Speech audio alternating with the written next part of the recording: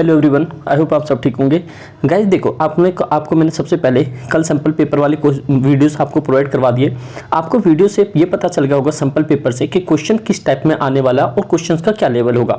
उसके बाद मैंने आज दोपहर में आफ्टरनून में आपको मैंने इंपॉर्टेंट क्वेश्चंस के जितने भी क्वेश्चंस बन सकते थे वो मैंने आपको करवा दिए, और उसके साथ साथ में मैंने आपको इंपॉर्टेंट क्वेश्चंस जितने भी हो सकते थे वो मैंने आपको ग्रुप में, दोनों ग्रुप में, टेलीग्राम प्लस में व्हाट्सएप दोनों पे डलवा दिए। तो अगर आप उतनी कंप्लीट तैयारी कर लेते हो तो कल वाले एग्जाम में आप बहुत अच्छा परफॉर्मेंस कर पाओगे। तो अब एक चीज और बताता हूं, आपको पेपर में क्या करना चाहिए। अगर डायरी एंट्री करनी चाहिए या जो स्टोरी राइटिंग है वो करना चाहिए। तो अब देख लो, आपको जो दोनों का फॉर्मेट इजी मेथड से बता देता हूं, जो अच्छा लगे आप उसे करने। पहले आपको पता होना चाहिए कि इसमें होता क्या है, किस तरह से। सीधा मैं फॉर्मेट पे आता हूं। देखो, जिस तरह से सीबीएसई के गाइडलाइंस के अकॉर्डिंग है आपको उस तरह से लिखना पड़ेगा। अगर आपको बताया, मैंने कल बताया था, एक नंबर तो सीधा सीधा आपके फॉर्मेट के 2.5 कंटेंट के मिलते हैं। देखो, सबसे पहले आपको फॉर्मेट में प्लेस का नाम लिखना होगा, डेट लिखना होगा, फिर डे लिखना होगा, फिर टाइम लिखना होगा। कैलेंडर के अंदर जितनी भी चीज होती है वो कंप्लीट आपको यहाँ पे शो करनी होगी। फिर ये ऑप्शनल है, डियर डायरी आपके पास में ऑप्शनल है। ऑप्शनल मतलब कि मैंडेटरी नहीं है, अगर आप भरना चाहो तो भर भी सकते हो, लेकिन आप वहां से लिख के आना। फिर आप नीचे बॉडी कंटेंट लिख के आना। तो ये चीज समझ आ गया। तीन चीजें याद रखो, कैलेंडर के अंदर में प्लेस, डेट, डे, और डे हो गया, टाइम हो गया। और टाइम याद रखना, हमेशा आपको फॉर्मल डेट वाली टाइम लिखनी है। जैसे मान लो आज यहाँ पे 17 अप्रैल है, तो अगर आप यहाँ पे 17 अप्रैल लिख के 2022 ऐसे लिखोगे, ना कि 17 ऐसे और 4 यूं करके, ठीक है। ये गलत माना जाता है। आपका वैलिड आंसर ये वाला होता है, यहाँ पे 17 अप्रैल करके, ठीक है। ये चीजें आप यहाँ पे याद रखोगे। फिर आगे देखो, इसके कंटेंट भरते जाओगे, आपको इतने में इसका कंटेंट लिखना होगा। देन आपका नेम या साइन में से कोई एक चीज करनी होगी। इतना अगर आप कर देते हो तो आपके 5 नंबर पूरे हो जाएंगे। तो उम्मीद करता हूं आप ये समझ गए होंगे। चलो मैं आपको एक सॉल्व वाला दिखाता हूं।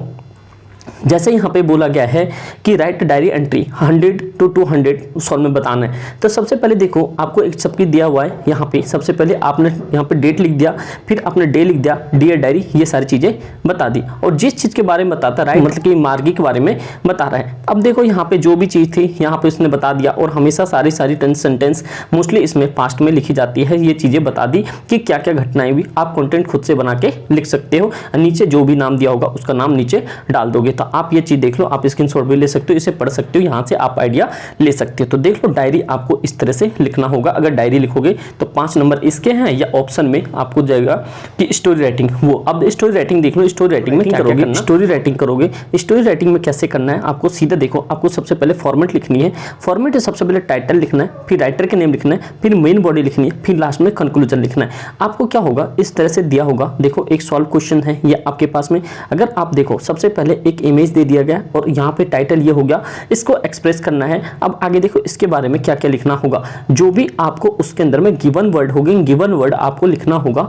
जैसे कि देखो, एक अनसॉल्व क्वेश्चन में, जैसे देखो, आपको स्टोरी राइटिंग लिखनी होगी 5 नंबर का, कारपूलिंग। अगर ये सारे वर्ड्स को आपको सेंटेंस बना के उसमें यूज करना होगा, मतलब आपको वहां पे सेंटेंस में छोटे छोटे वर्ड्स दिए होंगे, 4-5 लाइन दिया होगा, उन लाइन का यूज करके आप यहाँ पे आराम से बना सकते हो। या इस तरह के इमेज भी हो सकता है। तो ये भी चीजें याद रखना। यूनिटी ऑफ डाइवर्सिटी वाला आ सकता है। तो ये सब क्वेश्चन आप याद रखना। चाहे आपके पास में ऑप्शन है, चाहे आप यहाँ पे डायरी राइटिंग लिखो या डायरी एंट्री लिखो, जो या स्टोरी राइटिंग लिखो, इन दोनों में से जो आपको अच्छा लगे आप वो यहाँ पे लिख लो। उसके बाद में आपको आर्टिकल कंप्लीट करके जाना। आर्टिकल पढ़ लेना। एक प्रीपोजिशन, इनमें प्रीपोजिशन और आर्टिकल में जरूर पढ़ के जाना, जिसमें ए होगा एन और द वाला, और ये यहाँ पे प्रीपोजिशन में ऑन हो गया, इन हो गया, और यहाँ पे इनटू हो गया, ऑन टू हो गया, अबव हो गया। ये सारी चीजें आप कंप्लीट करके जाना। यहाँ से ग्रामर के पोर्शन में आपके कंप्लीट होने के चांसेस हो सकते हैं। उम्मीद करता हूं आप लोगों ने अभी तक बहुत सारा कर लिया होगा। और लिटरेचर के जो इंपॉर्टेंट क्वेश्चन बताए वो ग्रुप वाले क्वेश्चंस दिखा देता हूं जो आपको करना है। बेटे दोस्त,